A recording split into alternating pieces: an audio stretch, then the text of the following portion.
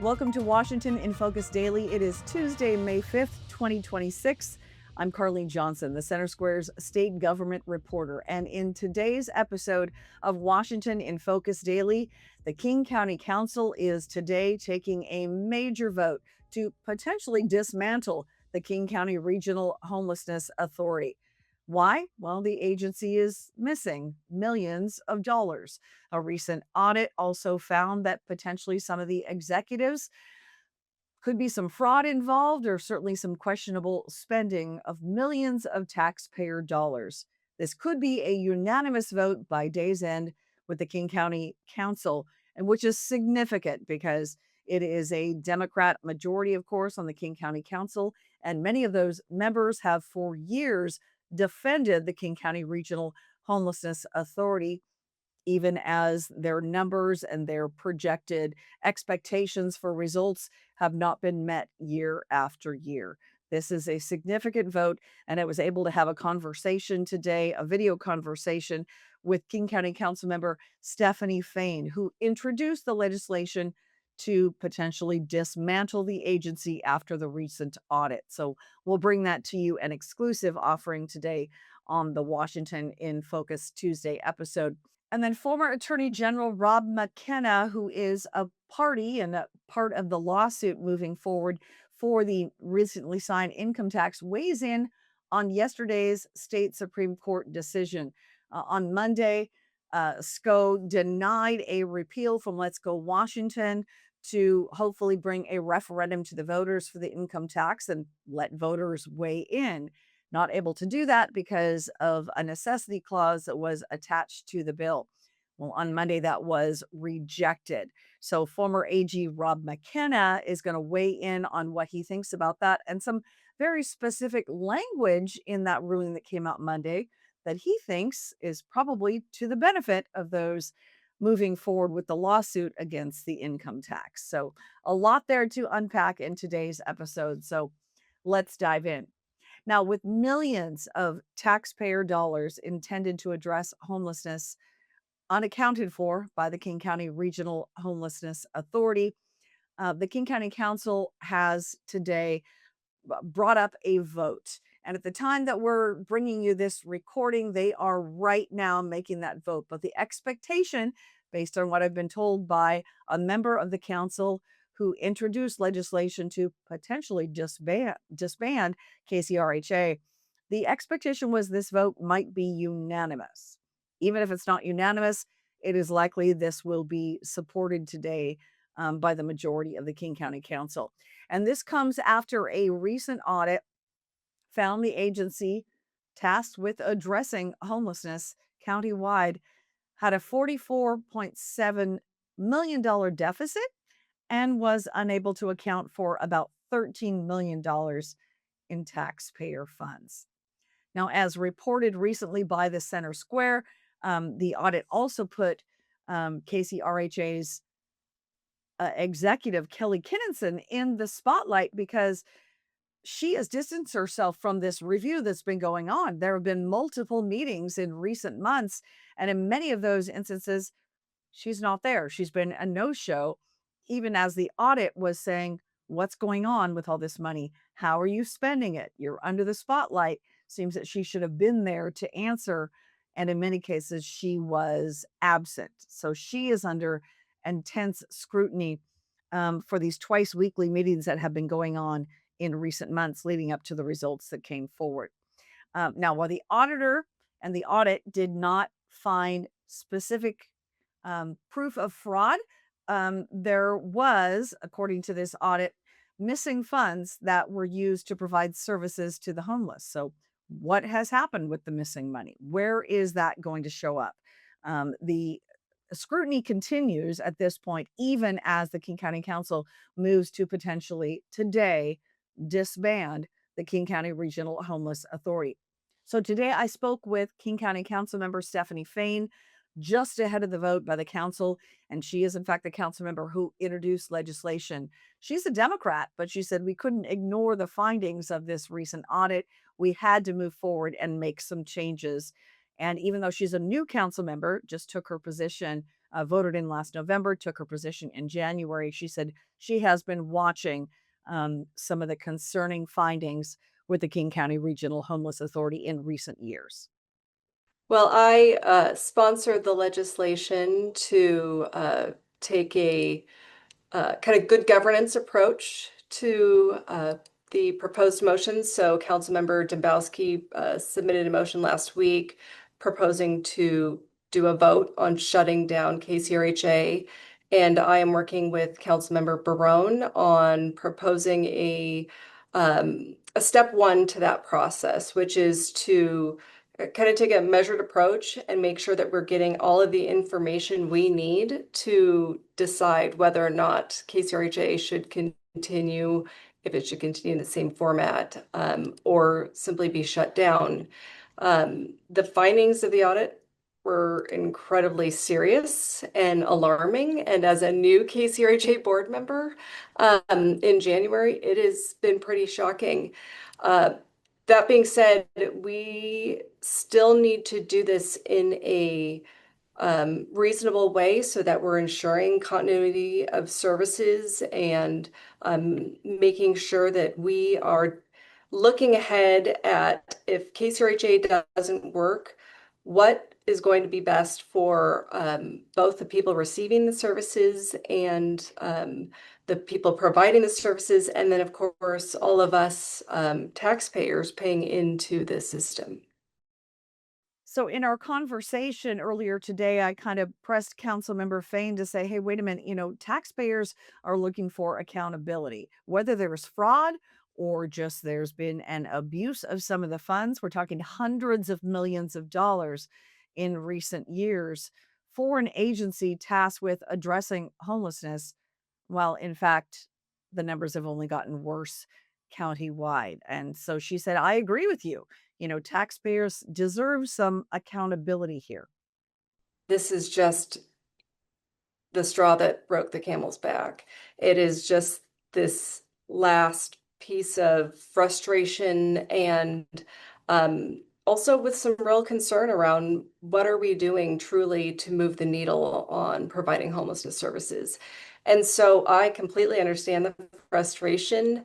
That being said, I just want to make sure that we're doing it in a way that ensures we are not losing any federal funding, that we are able to create a system that's better than the one we have. I think KCRHA was created in a heightened time, and it was not as carefully thought through as it could have been. And I think I would like to encourage my colleagues and our community to really allow the time needed to build a better way, whether that's with the current KCRHA format or something else.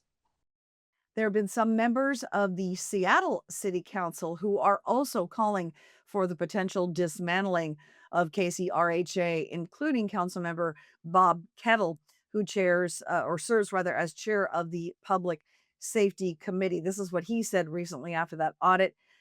He said the results of the recent KCRHA audit are damning. It shows an epic and consistent failure of leadership at the top of the agency, especially at its start. It also reveals the failure of leadership of the county and the city. The audit reveals troubling systemic issues that can no longer be ignored. Um, I want to tease you with that because I'm getting an opportunity to, on Wednesday morning, interview uh, City Council Member Kettle and kind of get his take on really he's been one of the only members that have, for quite some time now, been saying we need to hold this agency accountable. So you've got the city of Seattle moving away from KCRHA, the King County Council doing the same thing, whether it's going to be a complete disbanding of this agency, as many have called for, or it's just going to be further accountability, some scrutiny, another oversight layer, give them some more time to fix things. That remains to be seen, but it's something we're going to be closely following. And now to Monday's not entirely unexpected decision from the state Supreme Court, a ruling based on an appeal that came from Let's Go Washington. The political group had asked the Secretary of State for permission to move forward with a referendum after the new income tax law, Senate Bill 6346, was signed into law. Let's Go Washington said, okay, lawmakers, you may have attached this necessity clause, making it an emergency, but we don't believe it really is. And so they went to the Secretary of State. Secretary of State Steve Hobbs denied Let's Go Washington and said, nope, there's a referendum proof clause attached here. You can't do that. They appealed to the state Supreme Court and on Monday received a denial, a rejection of that opportunity to move forward with a referendum. Um, in that ruling, though, there was some interesting language that was attached when they said, no, you can't move forward. They said, this is not happening now. But part of that, the court wrote, and we'll put up this graphic, you can see they said, consistent with the words of the Constitution, we hold that engrossed substitute second bill or Senate Bill 646 falls within the exception for laws that are necessary for the support of the state government and are not subject to referendum under Article 2, Section 1. The interesting part here is that the state Supreme Court is saying we have unbroken years of legal precedent here, our own court precedent that says if there's a necessity or an emergency clause attached to a bill, we'll kind of stay out of it. Basically, that's not our wheelhouse. We're going to let lawmakers determine whether or not it is essential to the budget and the governance of the state. So we'll stay out of it. So the thinking here for folks who are hoping to move forward to undo the recently passed income tax or those who are backing the legal challenge, they believe that that language in the court's ruling on Monday bodes well for them. So former AG Rob McKenna had a conversation with him this morning. He is, as you may well know, leading the legal challenge alongside Citizen Action Defense Fund and former state Supreme Court Justice Phil Talmadge, who's a Democrat, basically saying, we believe that this is an unconstitutional tax on the income of Washingtonians based on the fact that Washington's constitution says that income is your property and your property has to be taxed at a uniform rate. So you can't just single out a tax of 9.9% on income in excess of $1 million. So here again, a part of my conversation today with former AG Rob McKenna, kind of getting his take on the ruling that came down yesterday. Well, it wasn't a great surprise, and I noted with interest the reference in the order to an unbroken line of rulings by the court that budget measures are not subject to a referendum. So that's good, and I trust the court will follow the unbroken line of rulings which have held that income is property under our state's very expansive definition of property, which is everything tangible and intangible subject to ownership. So that part was good to see. There is an unbroken line of rulings holding that budget bills are not subject to referendum. However, I think the plaintiffs here thought they saw a narrow path forward, which made this case different, and that is that this tax measure will not produce any revenue for the state budget until 2029. And therefore, they can argue that this bill is not necessary to support the state budget because it's not going to produce revenue in the state budget for several years. So that was their path forward. The Supreme Court disagreed, but it does this ruling does underscore that the legislature has, by including the language they did in the bill that the bill was necessary to support the state government, has worked very deliberately to keep this measure, this new income tax, away from voters. So again, it's that darned necessity clause attached to the legislation that precludes voters from a referendum. And lawmakers are using that necessity or the emergency clause more and more in recent years. In fact, we wrote extensively about that in a series of articles last year after the legislative session ended, when lawmakers in the minority were saying, hey, wait a minute, I think it was 183 bills during the 2025 session that had this attached, which preclude lawmakers or preclude, I should say, voters from having the opportunity to weigh in via referendum. Now, remind you, it's easier to get a referendum on the ballot. It's about half the number of signatures required for an initiative. So it's a much heavier lift to get an initiative to the ballot than it is to get a referendum to the ballot. So precluding a referendum is kind of a big deal. So McKenna says, as far as he's concerned, this is a very concerning trend. The increasing use, particularly of the first exception, the emergency clause language on every kind of bill you can think of, is a problem because it is systematically undermining the checks and balances which our voters built into the Constitution. It was the voters who said we want the power of initiative and we want the power of referendum, which is the power to subject an adopted bill to a public vote.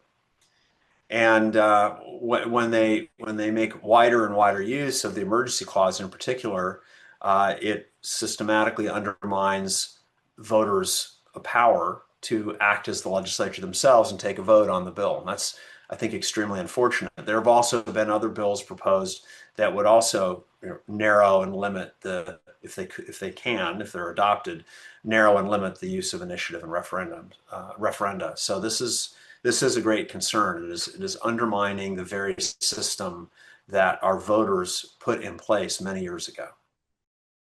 So let's go Washington again denied their opportunity for a referendum right now, considering what their next challenge is going to be. It's going to be an initiative, but what that looks like, whether that's this year or next year, that remains to be seen. They're right now talking to some of their supporters and donors, no doubt, because it will take some deep pockets to get this thing moving forward in short order if they hope to get an initiative qualified for the November ballot.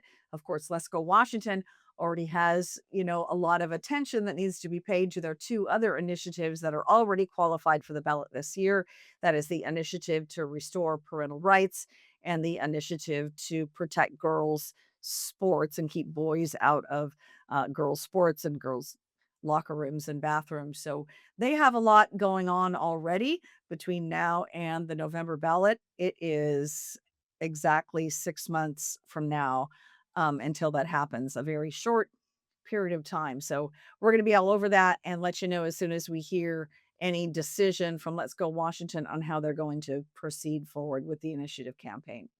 So that is it for today's episode of Washington in Focus Daily. Happy Cinco de Mayo if you celebrate that. Otherwise, we'll see you here for another episode tomorrow. Check out our Center Square page for more stories like this. And as always, thank you for watching.